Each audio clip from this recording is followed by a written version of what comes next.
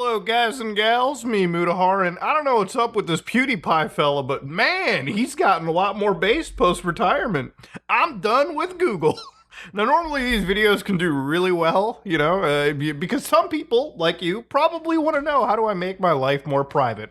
Muta, how do I get rid of those big tech overlords, those goddamn lizards at Silicon Valley from peeking into my life every single day?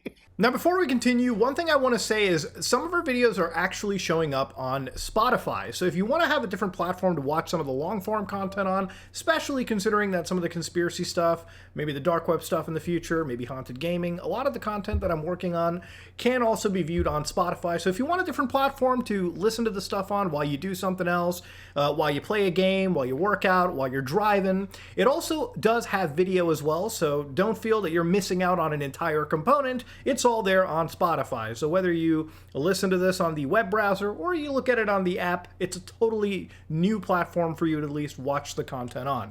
So if you want to check it out, link is in the description below. That said, let's get back to the PewDiePie and the self-hosting. Well, PewDiePie made a video over here where it does pretty well, and he's talked about de-Googling his life. Now, plenty of content creators have talked about de-Googling, me too. And sometimes, depending on how YouTube's, terms of service goes with harmful and dangerous software, aka software that cuts us away from Google's ownership, sometimes you can get that community guideline strike. So I'm going to be a little bit careful in this video. I'm going to be like a tactical ninja trying to show you how you can cut the big tech overlords, all within reason, of course, here. Now, ladies and gentlemen, he made this 23-minute long video, and he covered actually a lot of good points into it, right? Now, obviously, he's got the tinfoil hat on, and I kind of like the joke here, because everyone that I've ever talked to about privacy has always said the one thing, if you have nothing to hide, why do you go through these steps, Muta? They already have all my information. Yeah, that's true, but why are you making it, easy? You know what I mean? I've always really said this to somebody. Imagine if you left your door unlocked, or are you okay with, somebody just coming into your house, sitting inside there, and just watching what you do every single day? Would you be comfortable with that? If so, then leave everything unlocked, okay? You're just a different kind of freak. 12 years ago, there was a program known as Prism from the NSA that tapped into users' data on Apple, Google, and plenty of these services. And if this alarmed you back then, I would only say that it's gotten worse now. Again, your privacy is always being threatened for the reasons of national security or some other nonsense. And I don't think we should live in a world where we should accept letting these companies peek more into our life than they really should be allowed to. You, as a human being, have a right to privacy and your safety. And if you want to engage in the world of technology, you don't have to necessarily give up everything just to live in the current world that we're in. So I wanted to look at some of the things that PewDiePie kind of talked about over here and just kind of, elevate it from here. So one thing that he basically did was he immediately cut out Google's default search engine. Your search engine right now, you can do it now while I keep yapping. Just go to your browser settings, find the search default browser and change it to DuckDuckGo. It's a search engine that doesn't track what you do. It just works. Boom. So this is actually a really great choice, and bonus points for PewDiePie over here for being a furry fox user. Now, I'm not a Firefox person myself. I actually use a Brave browser, and the thing about any browser is realistically the important thing that you can do is pick something that is already privacy focused. Now, inside privacytest.org, you can get a pretty good idea about which browser takes your privacy seriously. Now, for instance, if you're on good old Macintosh, apparently it seems Safari does pretty good on the actual state partitioning tests, and it starts to fail when you get down to some of the miscellaneous stuff. But when it comes to Brave, that's a pretty good alternative to the standard Google Chrome nonsense that you would get. So just off the bat, if you really care about your privacy, I think this is a great option. But let's say you're like somebody that does not like the concept of using Chrome, okay? You're not a Chromey homie.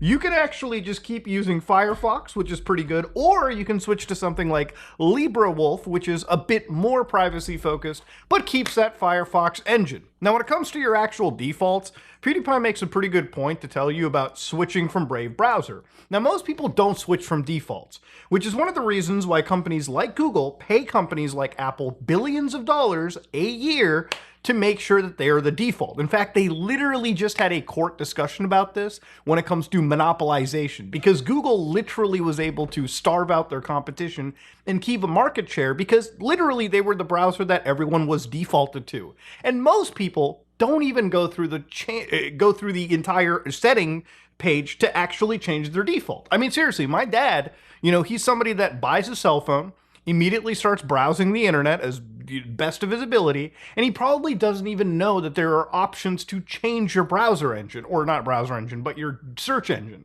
And the thing is, he probably would ask you, why?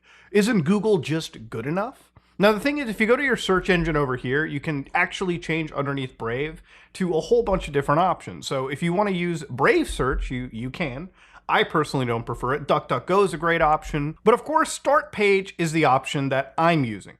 And of course, you can change it for, again, those incognito tabs as well, so you can mix and match. But the thing is, I think you can go a step further than using Start Page or even DuckDuckGo. What if, ladies and gentlemen, you could actually just host your own search engine? Well, that's exactly what I wanted to do over here, okay? So one of the things that, I feel like PewDiePie can kind of focus on is something known as Docker, which I'm already sure that he's done if he's home labbing.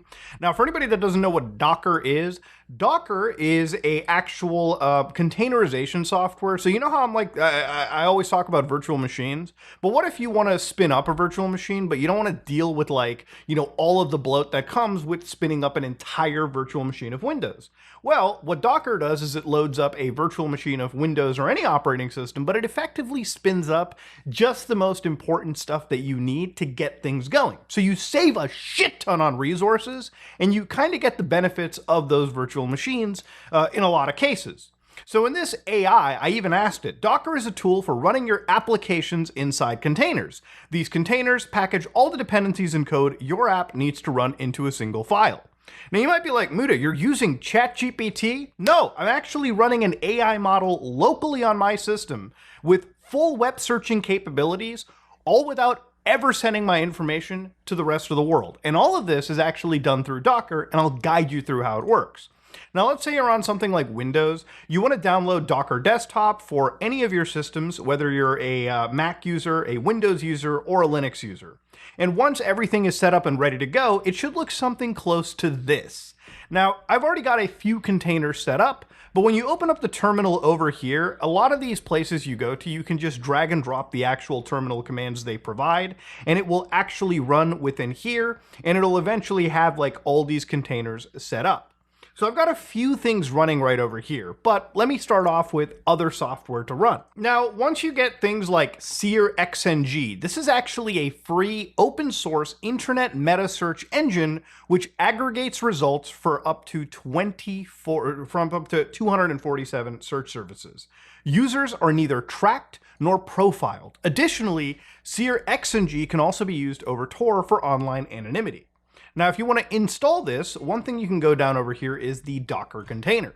So again, going to the Docker container, you can follow this guide and get things effectively up and running within minutes. Now, inside this Docker container, once you have SeirXNG basically ready to go, you can hit that good old play button and it'll actually spin up the container for you. Once you see that green light, you're good to go. Now, of course, one thing you can do is where it says ports over here, you can actually access this localhost domain, which is where the actual Docker container is hosted. So by opening this up, you can see that I'm presented with SeirXNG. Now, if I go to preferences real quickly, the important part that you probably want to do just to make this comply with YouTube is obviously for engines, definitely disable everything regarding Google, right? Because I don't know how this works in regards to Google's terms of services, but you want to just basically remove that just simply to be compliant with obviously Google's TOS. I don't want to be promoting anything that would be against their search engine and then risk this video getting taken down. But if you look at all the other services that are not Google related, like for instance, Bing Images, Brave Images, you can tick on any of these engines that you want. And once all of this stuff is done, you can basically save it and get ready to go. So now that you have this browser, right? Let's say I want to look up, I don't know, Arch Linux, for instance, right?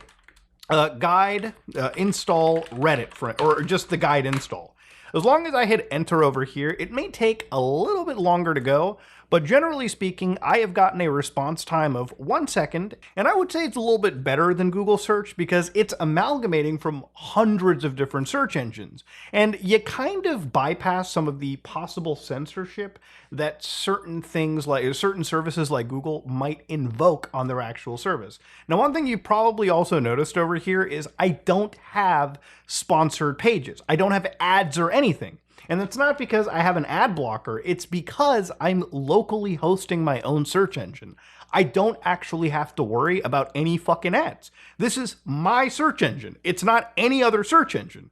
Now, the important thing about privacy here is I'm not sending out my actual identifiable information to any service. What this is doing, SeirXNG, is it's actually sending out anonymized queries. So none of these engines really know anything. They're not tracking me. They're not doing anything. And once you get this set up and going, you can honestly just forget about it. Like, it literally is this easy to get your privacy back. Like, it takes maybe 10, 15 minutes to get a Docker container going.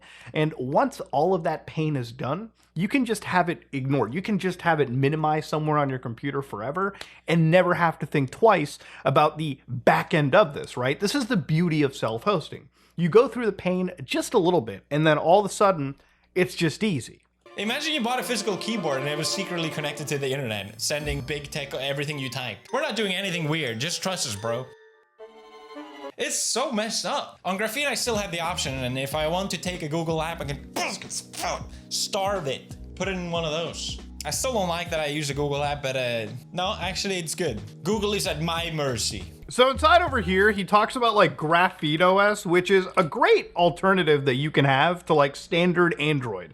Now, for anybody that doesn't know, mobile phones, no matter who you buy, if it's definitely stocked from iOS, you know that Apple's inside your phone. And if you're buying from Android, you know that Google has a fucking actual dive into it. Now, what do? There's options for you to go buy a Linux phone, but I'll be completely fucking honest with you.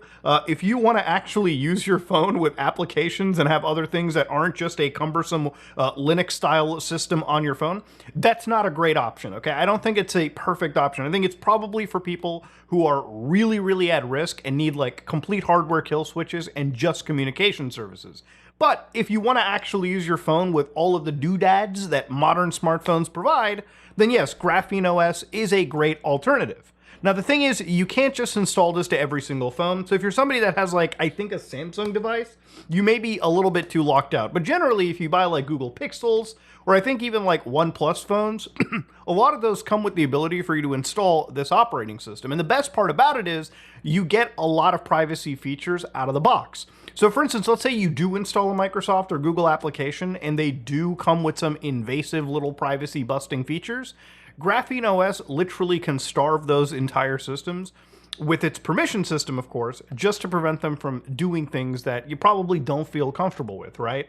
Like, the thing you have to understand about like a lot of these big tech companies is that they literally just take severe advantage of your system. They take severe advantage of people without ever realizing that, and those people don't know that there is an alternative. There is a way out, right? Like, they just are comfortable. They have to be comfortable. I think they have to be because the system tells them, hey, we need access to your location services, or we need access to this private part of your phone. But with things like Graphene OS or any of these privacy-focused OS, I even showed you guys how to make a de-Googled like operating system and install it and flash it to the actual like Android phones with the original Android source code.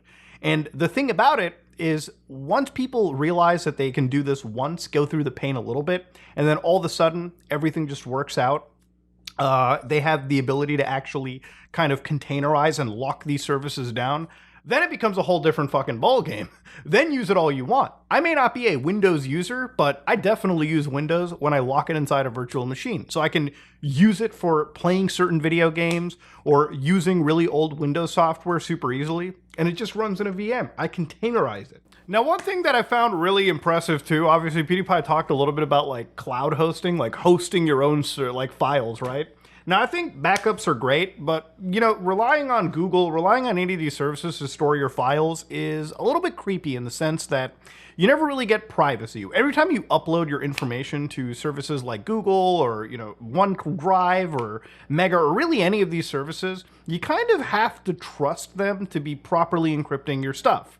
Now, in general, you probably heard of really wild stuff on Google where, people were, falsely flagged as being predators because what happened was Google decided to look into their files, and they were basically scanning some of the images, and some of the images tripped their CSAM protections. Now, obviously, down the road, these people actually didn't have images for nefarious reasons. Some of them were just medical pictures that they shared with doctors, regarding their children, right? But it kind of shows you that in certain cases, a lot of these services don't really treat your privacy when it comes to internet files. Now, in some cases, this might be good because maybe they can stop a really sick individual, but I really don't subscribe with the mentality that just because you want to stop a few bad people, we should be giving up our actual rights to privacy. But there are options for you to use things like NexCloud, which you can have running on local computers. For instance, this is a streaming computer that I used to use back when I was a more active streamer on YouTube. It would just be a separate system that I would feed my video into and just send out to YouTube. But the thing is, obviously, it's a pretty powerful system, maybe not enough anymore to game on, but definitely fast enough to run servers. So for instance, running things like NexCloud, and even when it comes to media, right? I can run things like Jellyfin, so instead of relying on all these cloud services, I can run all of my movies and music around my house through that computer, just tuck it away somewhere, connect it to my router, and just have it feeding my movies. When it comes to storing my files locally, a few hard drives in that thing, I can use NexCloud and basically have it serve as cloud storage. But the other thing is, what if you're somebody that, maybe you're like, I do need cloud storage because I want to have my stuff somewhere as a backup, right? Striped across the world. Well, there are tools like Cryptoter. And if you don't know what Cryptoter is, it allows you to keep that privacy all across all of these commercial services. Now, the way that this works is before you send your information off to Google, right, Google Drive, what Cryptoter will do is it'll actually, encrypt your information locally on your system and then send it off. So even if Google or Microsoft or any of these services wanted to peek into your shit, well, congratulations, you've encrypted the ever-loving shit out of it, and you yourself possess the keys to decrypt that information regardless of where it's stored. And all of this is freely available. You go to their website, you basically go with the free plan, and you can set this up for Windows, Mac, Linux, Android, iOS, whatever, okay? Create a vault, securely store your files, sync it up with all these Google Drive services, and you're good to go, okay? It's just that easy, all right? And again, like the theme of this video, you go through a little bit of pain for 10 minutes, and then you're good to go. Now, one thing that PewDiePie talked about in his video that really excited me was when he talked about AI. But I got curious and, I built my own computer not long ago and I spent a lot of money on it. Why don't I just see if I can run it myself? It's a beast. So I set up a local language model called Mixtral. Emphasis on local, which means it runs on my computer completely offline. It's beautiful. Now I can search whatever I want. And I can ask it dumb questions like, why is my left toe bigger than my right toe? And no one knows about it. Not Google. You know what? He's actually 100% right. AI is not an evil tool, okay? I don't think that AI is necessarily something that's going away. But, there's a big difference between running AI locally and using, ChatGPT, Gemini, all these services. Now, chances are if you go to your phone, you probably fuck around with an AI tool. And the thing is, when you go to an AI tool, everything that you send obviously goes onto their servers, and it stays there for an amount of time that I guess they consider to be important for them, right? It's a big data collection tool. But what if you wanted to use some of these AI models and not give your information up willy-nilly, right? Well, I challenge that a lot of you guys that actually have pretty decent gaming computers can run a AI model locally and even use it to do searches online. You can have the best of your world. So for instance, one of the things that I like to promote here is Olama.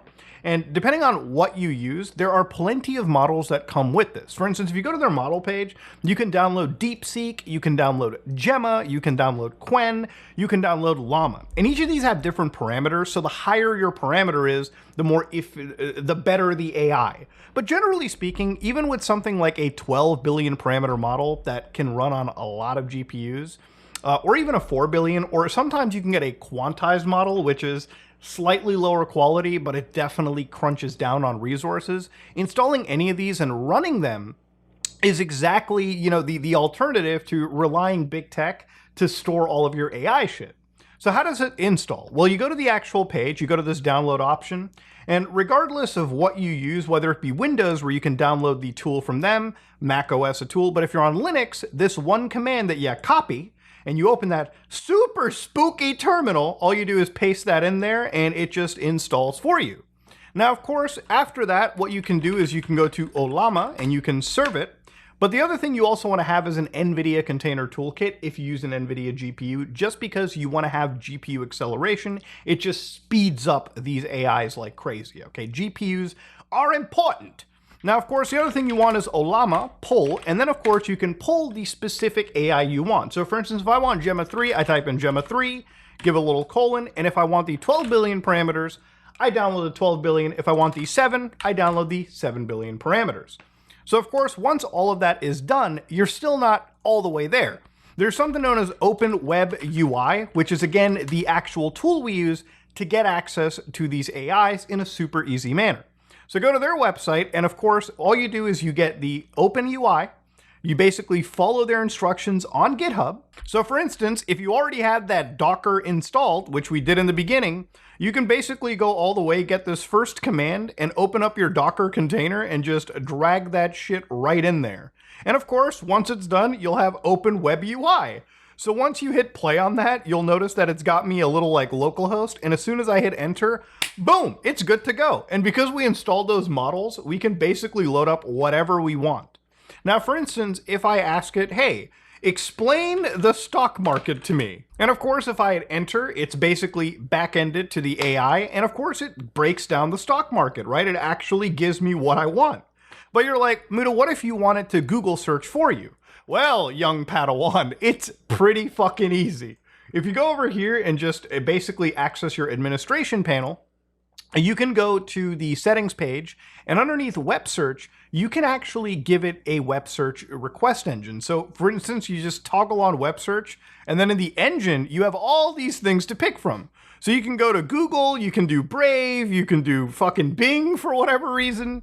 But let's say that you already had that SeirXNG. Well, you open up SeirXNG, and as long as you feed it access to that Docker alongside search and query, you should basically be able to use SeirXNG as a search engine inside this. Now remember, SeirXNG already amalgamates information from multiple different sources. So this is basically doing crazy level of searches for you, all in an AI.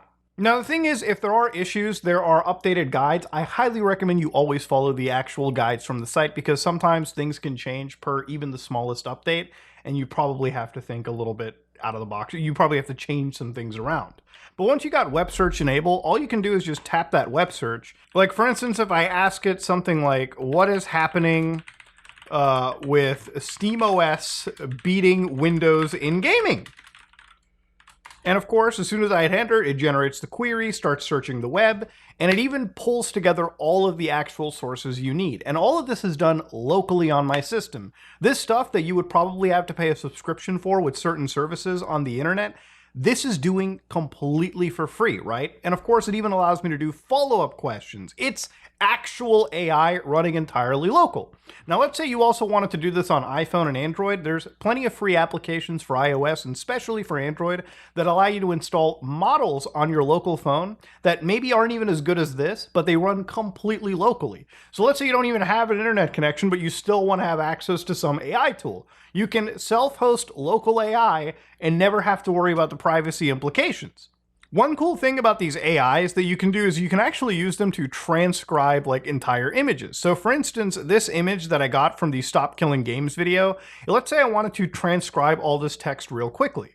Well, inside this entire thing, I can actually just feed it this image, and I can ask it, can you transcribe this text for me? And then, of course, probably should turn off web search because there's no reason to search the internet. And of course, as soon as I hit enter, ladies and gentlemen, whoa, it actually does that all for me. It's kind of fucking crazy, dude. You know, if anything, the AI is all great if you're using it completely locally, all right? And again, most of you guys actually have some pretty cool, like, you know, computers. You can run this stuff locally. Now, the world of self-hosting is pretty much alive and well, and I really do, like, appreciate watching, like, PewDiePie kind of enter the home lab arc. I knew this was going to happen since he switched to Linux, and I definitely knew this was going to happen, like, you know, because it happened to me, right? It happened to pretty much anybody. Once you start using things like Linux and you start using open source systems, you really enable a tinkering part of your brain, and that's one of the reasons also I wanted to make this video. Look, I'm not, like, some crazy, like, expert just out of nowhere, okay? A lot of this required tinkering and learning myself.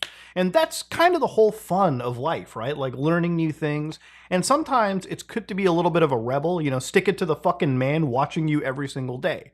So hopefully you learn something about containerizing your software and even setting up local AIs. And you can go further from here. You know, if let's say you want to, you know, do deep research, which is a cool new tool that a lot of AIs have brought. Well, you can use Docker containers and all the tools I showed you to do local deep AI research. So again, you don't need to pay these companies big money to not only spy on you, but give you access to stuff that you can freely put together. Sure, maybe it not be the exact same quality as something like ChatGPT 4.0, but if it's good enough to the point where you get your privacy, you get to have a little bit of your cake and eat it too, then I would lose a little bit of that quality for the privacy aspect alone. And because this is open source stuff anyways, you can bet your ass that a lot of people producing these models, whether they be big tech companies like Facebook, Google, or DeepSeek in China, they're putting all the efforts to beat out each other. And when they're all competing, buddy, we all win down the road. And of course, honestly, when it comes to storing your information on the internet or browsing the web or having your privacy with ad blockers, there's a lot of free open source alternatives that are all around us. And realistically, once you can get past the 10-15 minutes of pain it takes, maybe the day, to just set this stuff up once, I guarantee you will never have to worry about it occasionally, like once a year when you update and like move things around. This is a level of freedom that you can have right now today. And you can actually learn something. And let's say down the road you want to actually make money out of these skills, you can probably earn an entire like good living. You can probably start looking into a career of computer security or anything related to this down the road. These are good skills to have, especially as the world gets deeper and deeper into the to all of this. But ladies and gentlemen, you know, PewDiePie just getting fucking based, dude. And let me tell you something right now. It's good to de-Google yourself, and it's actually really easy to de-Google. So this video has been a little bit long, but hopefully you kind of learned something out of it. Hopefully you set up a few models yourself. Hopefully you set up a few search engines on your own system that allow you to be private and enjoy the internet without having big tech completely rail you in the ass when it comes to your privacy. If you like what you saw, please like, comment, and subscribe. Dislike it if you dislike it. I am out.